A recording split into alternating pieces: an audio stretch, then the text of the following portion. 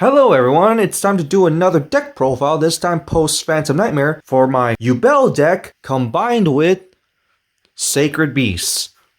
Because Yubel played herself along with Sacred Beasts, and I just love her character and her playstyle so much ever since as a kid. And I still like it to this day, but I never got to build Yubel deck until now because of Phantom Nightmare. I was very surprised that they decided to make Yubel into a full-on strategy, and with Sacred Beasts not too long ago, I decided to just combine both strategies into one because both strategies kind of work well together. Yubel is a zero attack fiend monster. A lot of Sacred Beast cards actually very synergize with that. And that's why I decided to make a Yubel Sacred Beast deck, because I like the Sacred Beast as well. And I love Yubel. Her character is awesome, and her playstyle is awesome, which focuses on inflicting pain to your opponent from whatever pain that you're supposed to receive. That's basically Yubel. And of course she had a fiendish plant theme as well, which is also pretty nice as well. But yeah, I found Yubel very interesting playstyle, and with the new support, I just had to build it and combining with Sacred Beast as well because I like the Sacred Beast as well. So why not? And she played Sacred Beast in the anime as well. Ended up just mashing both of them into one deck and just decided to make a full-on Yubel Sacred Beast deck. But anyway, onto the deck profile itself. So we start off with, of course, Yubel herself. I see many people don't run this or just run this as one copy of, and there are a good number of people that run this as a two of, and I have to say it's still pretty useful to have the original Yubel herself because a lot of cards will relate to using Yubel herself, and that's why I decided to just run the original Yubel. So first off, all the Yubel forms, or at least like the main base 3, have the same ability where it cannot be destroyed by battle, and when this card battles a monster, any damage that you would take is inflicted to your opponent instead. Keep in mind that there's 0 attack, so you're going to be taking a full-on damage from your opponent big monsters. So if there's 4,000 attack coming your way, they take the 4,000 damage and you take 0. So keep that one in mind, and that's a theme about Yubel. It's her end phase ability that has a little bit of a side effect, where you can either destroy this card or tribute one monster. And if this card is destroyed other than by her own card effect, you can evolve her into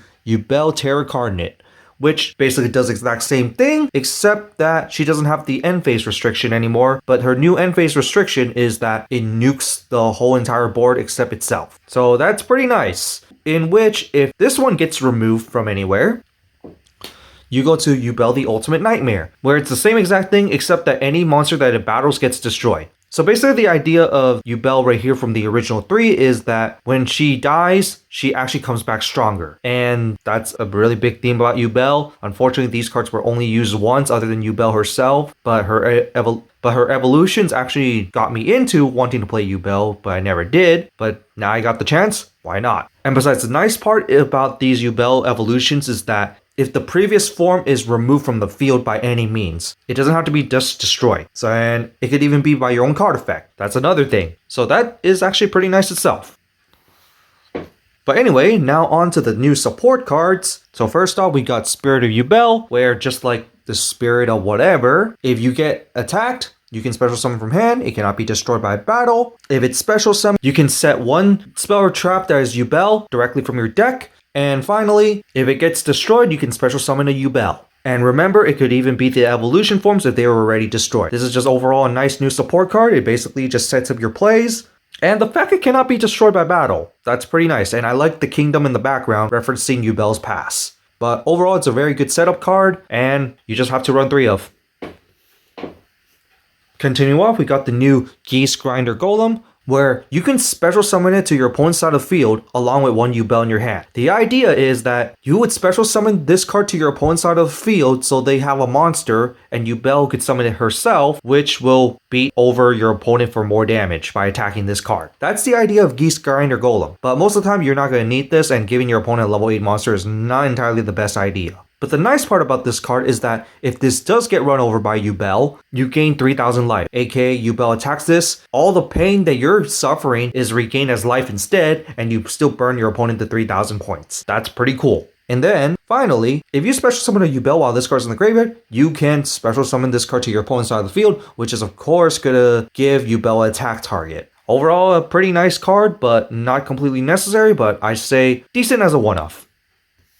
And then finally, for the last Yubel card for the monster lineup, we got the new Samsara Lotus. This is a very key essential card for the deck. Not only that, it's a level 1 with 0 attack, which can be played with 1 for 1, and 0 attack, giving you some 0 attack point searching and consistency here. But this card has the ability where you can tribute it to special summon a Yubel from your deck, which is very key right there, because that's cheating out your boss monster. But you can also tribute itself if you control Yubel when your opponent activates a card effect to change that card effect into destroy Yubel, which will in turn mean that you're going to evolve your Yubel. And then the third effect is that during the end phase, while it's in the graveyard and you control Yubel, you can special summon it. This is so you have a tribute target for Yubel. So this does so many key things at once for Yubel, it's insane. It can evolve your Yubel by also negating your opponent's card effect, basically, by not negating. It also lets you set up your play, and basically just saves your Yubel. Just overall, you must run this. So that's it for the Yubel lineup. Now time for the Sacred Beast lineup. So first off, I'm running one of each Sacred Beast, because you need each of the Sacred Beasts. So Raviel, you contribute 3 Fiends to summon it. Uriah, you use 3 continuous traps to summon it. And Haman, you use 3 continuous spells to summon it. Raviel is probably the most used one, that being that you contribute as many monsters as you wish, and then it gains attack equal to those monsters' attack, while also when your opponent summons a monster, you can special summon a Raviel token with 1000 attack. Overall, it's not too bad, and it's mainly a big beater. Uriah, you're not going to really use because it's 0 base attack and defense. And it gains 1000 attack for every continuous trap in your graveyard, which you only have 1 in this deck. But you mainly use this for the back row removal, where your opponent cannot respond to it as well. And there's Haman, where in defense, your opponent must attack into it. And when it destroys the opponent's monster, inflict 1000 points of damage to your opponent. You really just use each of the Sacred Beasts because you kind of just need each one of them. But most of the time, you're going to use Raviel and Haman. In which we go to a new card for Sacred Beast, which is also in Phantom Nightmare. Phantasmal Summon Beast. So first off, you contribute it to search your deck or graveyard for 1 Sacred Beast card and put it to your hand, and then special summon from your hand the same type, aka return or add to your hand one of your Sacred Beasts and summon that card. So that is doable. Keep in mind 0 attack, Fiend, very important. And then the other important part is that you can banish it from your graveyard to add different dimension fusion, aka the fusion card for the Sacred Beast. Just overall, pretty nice. And then we go to Dark Summoning Beast, where you contribute it to special summon a Sacred Beast from your hand or deck, and then you can banish it to search for 1 Sacred Beast from your deck to your hand, which is of course going to be pretty nice, and this is very searchable through some means, which is why I decided to run this. And I might even bump it up because the fact that you can just summon a Sacred Beast with this.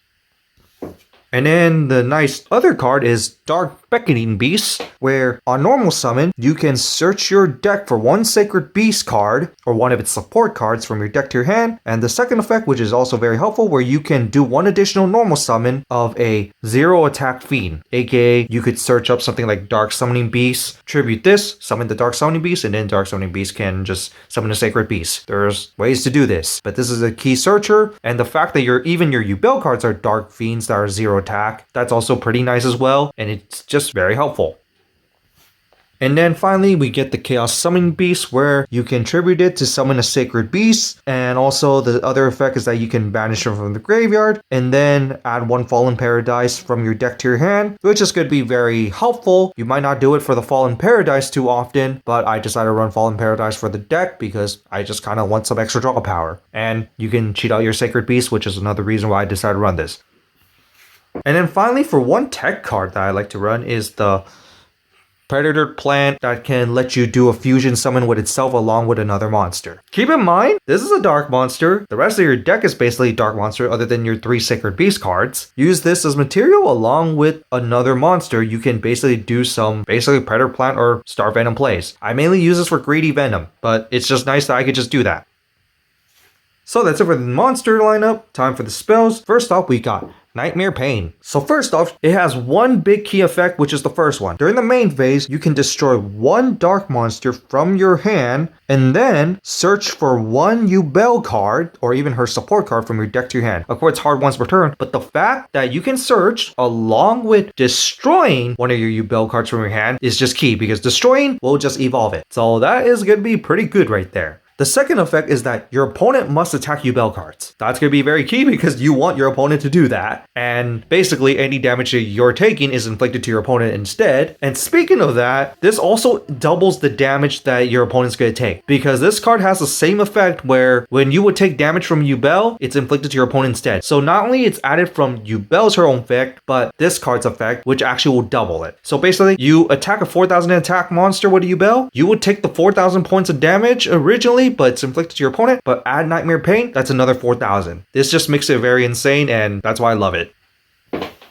And then we go to the One Mature Chronicle, which is a okay card. It's searchable, it's Eastern support, where every time you summon a Yubel card or one of her support cards, it gets one counter. And of course, the counters are meant to be used for these listed effects. You use one counter, special summon a Yubel, 2 counters, add a banished card back to your hand, 3 counters, put one of the banished cards to your hand, 4 counters, destroy a card on the field, which can even be your own Yubel card, which is going to evolve it, and 5 counters, add a Super Poly from your deck to your hand, because it's going to be relating to her new fusion card. But overall, it's not too bad, not super necessary, but it's just nice that it's kind of there. And speaking of the Super Poly, you got to run Super Poly because now it's part of the archetype. And it's going to be mainly used for her new fusion card, but since a lot of decks are dark, you can technically use your opponent's card for some of your Predator Plants and Star Venom play. And then to the Sacred Beast section, we have the One Fallen Paradise because you can search it, and if you control Sacred Beast, you can draw 2 cards, which isn't too bad, and it also gives your Sacred Beast protection, and you don't really have another field spell in this deck, so why not? Next, Opening the Spirit Gate. This is actually really good for Yubel support as well, because first off, when it's activated, you can search for a Sacred Beast card or a support card from your deck to your hand, but once per turn, you can special summon 1 Fiend monster with 0 attack and defense. This can also include Yubel because of the 0 attack and defense that is also a Fiend. I already love this card with the synergy with Sacred Beast and Yubel, in which the last effect is that once per turn, if you control a level 10 monster, which can include your Yubel or Sacred Beast, you can add 1 continuous spell from your deck or graveyard back to your hand. You have 2 Yubel spell cards that are continuous spells. What's not to love? It lets you search your Sacred Beast, which is not too bad, and I like that. But the key part is the extra 2 effects where you can summon any Fiend with 0 attack and defense, which Yubel is also. And the fact that you can also add continuous spells and traps, which Yubel has, this card is just very good. And then because I can search this, different dimension fusion, and because I also run Armor Tile in this deck, and it's just pretty nice to have. And then I run the 3 Pyrrha Reese map, where at the start of your main phase, you can activate this card to add 1 monster with 0 attack from your deck to your hand, which is basically your whole entire deck. Let's face it, other than your Sacred Beast, it's basically your whole entire deck of monsters. But if you do use this card to search, you must normal summon that monster during the turn if you're going to perform normal summon, and you cannot activate that monster's effect. Which is fine because there's going to be a lot of tribute effects, meaning that they're going to activate from the graveyard rather than on the field, and that's going to bypass this restriction. And then finally, the 1-for-1, because you got some decent targets here, and because I have nothing else better to run at the moment, Allure of Darkness. And that 1 copy of Allure of Darkness might be taken out for Eternal Favorite, the last Yubel card, where it's a continuous trap, and once per turn you can activate one of these effects, special summon 1 Yubel that is banished or in your graveyard, and neither player can activate in response to this effect. And the second part of its effect is that if you control Yubel, you can discard 1 card and send this card to the graveyard to perform a fusion summon, which can also be on your opponent's side of the field. Basically, it's a trap card version of Super Poly, and it must include the Yubel card, which can mean that you're going to be summoning the Yubel fusion monster. But this card is not super necessary, especially when you got Super Poly. The nice part is really the special summon Yubel part, but in that, it does come up here and there, and it can be very useful. I might bump this up to 2, so I don't really need to search it, over using Allure of Darkness, and it just gives another continuous trap in the deck, which I might do, but who knows. It's not super necessary too much, but 1 is pretty nice. And now to the extra deck. So your extra deck is pretty free other than these few cards. So first off, we got the new Yubel, the Loving Defender Forever, or the German name that has been changed to this one for some reason. So first off, requires 1 Yubel and 1 or more effect monsters. The idea here is that Yubel is basically absorbing all the other monster spirits into her. That's basically the idea. And that's where Super Poly kind of comes in, because you can fuse your opponent's monster with the Yubel to summon this, which is going to make this card a little insane, because the more monsters you use, the more pain your opponent's going to be taking. Because one of her effects is that for every material that you use for this card, your opponent takes 500 points of damage. That's already kind of insane. Even though you might not do so many monsters, it's just nice that you can. It cannot be destroyed by battle or card effects, which makes her pretty good in protection. And of course, she has the classic Yubel effect, where any damage that you're taking from her goes to your opponent instead. And also banish the battled monster. Overall, just pretty good. A little insane that you can literally burn your opponent by a lot. It has good protection and basically easy to summon. Next, because I run the Sacred Beast along with Different Dimension Fusion, I run the Armor Tile along with the Phantom of Chaos. Because Armor Tile can be 10,000 attack on your turn, cannot be destroyed by battle, which can be a little insane that you can run over stuff, but of course, it's only on your own turn. But with Different Dimension Fusion, you're going to be taking 0 damage from the monsters attacking it. And Phantom of Fury, where you can give control of it to your opponent, and then during the end phase of the turn, banish all their cards, and then after that, special summon Armor Tile back to your field, the original one. So Phantom of Fury, of course, is the attack name, where it goes to your opponent's side, and of course, it can destroy everything your opponent controls basically because of Phantom of Fury, and then of course you just summon back the Armor Tile. I just kind of like to tech in Phantom of Fury just in case, but you don't have to run it. Mainly just run the Armor Tile. And then, because I run the Predator Plant, I decided to tech in the Greedy Venom, because Greedy Venom, you can just constantly summon it back, and you have a good number of level 8s and highers in this deck, which even when banished, it doesn't really matter because you could just bring them back. So that's why I decided to run that Predator Plant Fusion monster. In which, speaking of a Predator Plant Fusion monster, I run the Predator Plant Dracospedia. I don't have the level 9 one, because apparently I just don't have the copy of it, but it's just pretty nice to have. In which we use Star Venom, because all your monsters are practically dark, and you can always super poly your opponent's field as well. Just for the rest of it, because your extra deck is pretty much free at this point, I run some Train Engine along with the rank 11 because you can do some stuff. Here are some rank 12s, which is not part of the Train Engine, but you can use them as Exceed materials to summon this. I like to run the Spider 2 because why not? And then I run the Relinquish because you have a good number of level 1s and you could just easily just summon it. Then the Dark Charmcaster because it's a dark one. So that's it for my new Yubel Sacred Beast deck. What do you guys think of it? What other changes would you guys make? Or what other cards would you recommend? Honestly, I like the deck so far how I built it. It's pretty fun. I like her style where basically any pain that you take is inflicted to your opponent instead. And with the synergy with the Sacred Beast as well, I just love it, especially since I love Sacred Beast. And Sacred Beast is part of her deck as well, so that's also nice. And I just love the synergy with each other, which is another reason why I decided to do it this way. And growing up with GX and loving Yubel as a character and her deck and never got the chance to build it, I'm just glad that I finally got the chance to build it now. Just overall, pretty fun. And overall, I was very caught by surprise when they decided to bring Yubel into a full-on archetype. I was not ever expecting the day that they decided to do this, but I'm glad they did. And considering that this is one of Judai or Jaden's favorite cards and one of his main cards, I'm curious if they would actually make a more elemental hero variation of Yubel. I mean, yeah, we got Neil's Wise Man, which is why I said that. I'm just curious, would they actually do something like that in the future? But other than that, there's really not much to say. I actually would prefer to play Yubel as her own synergized strategy or with her style of a deck, which is also with the Sacred Beast. And that's how I decided to build it. There's a lot of synergy with each other, so that's how I build it. But other than that, that's it for this. See you all next time.